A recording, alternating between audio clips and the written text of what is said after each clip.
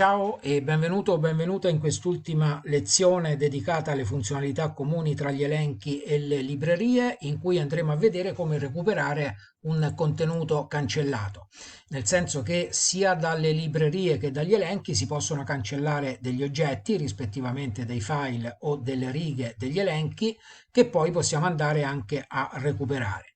Quindi possiamo eliminare degli oggetti sia dalle librerie, come per esempio in questo caso possiamo eliminare un file di una fattura, oppure da un elenco possiamo eliminare una riga relativa ad un allievo di un corso. Sia in un caso che nell'altro l'oggetto, quindi il file o la riga, vengono spostate nel cestino e a questo punto ci entro da qui anziché dall'indice. A questo punto possiamo andare anche a recuperare quell'elemento cliccando su cestino, selezionando gli oggetti che vogliamo recuperare e andando a cliccare su ripristina.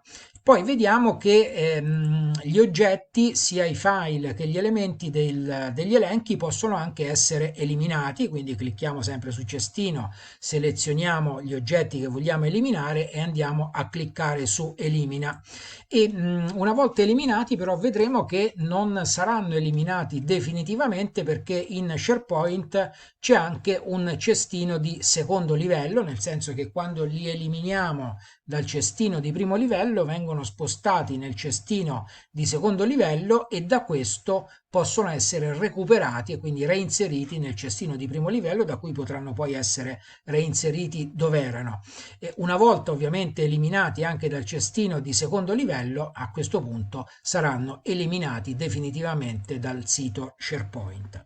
Quindi andiamo anche in questo caso su SharePoint, andiamo sulla nostra libreria, innanzitutto fatture docenti, e qui possiamo eliminare degli elementi. Quindi possiamo eliminare per esempio questo elemento relativo alla fattura di Chiara Gialli. Ci andiamo a cliccare, selezioniamo i puntini e andiamo a cliccare su elimina. A questo punto l'elemento è stato eliminato, andiamo nel cestino, troviamo la fattura di Chiara Gialli, la selezioniamo e da qui possiamo andare a ripristinare la fattura di Chiara Gialli dove si trovava precedentemente. Come puoi notare, qui c'è il percorso in cui si trovava e in cui verrà ripristinata se andiamo a cliccare su ripristina.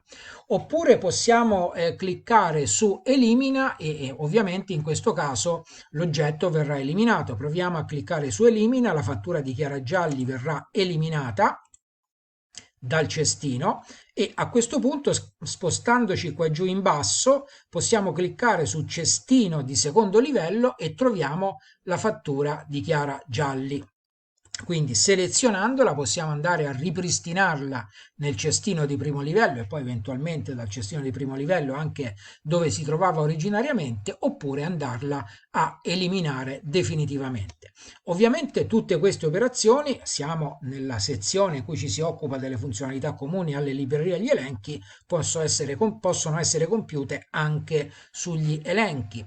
Quindi io posso andare ad eliminare questa riga dell'elenco, posso cliccare qui e andare a cliccare su elimina, quindi ho eliminato questa riga relativa a questo allievo del corso. A questo punto posso andare nel cestino, ecco la riga che ho eliminato e anche in questo caso posso andare a ripristinare la riga, oppure a eliminarla e a inserirla nel cestino di secondo livello. Anche in questo caso posso andare nel cestino di secondo livello e andare a stabilire se quella riga dell'elenco io voglio ripristinarla nel cestino di primo livello ed eventualmente dove era originariamente. Anche qui ovviamente trovi il percorso di dove si trovava originariamente, oppure andare a eliminare definitivamente questa riga dell'elenco.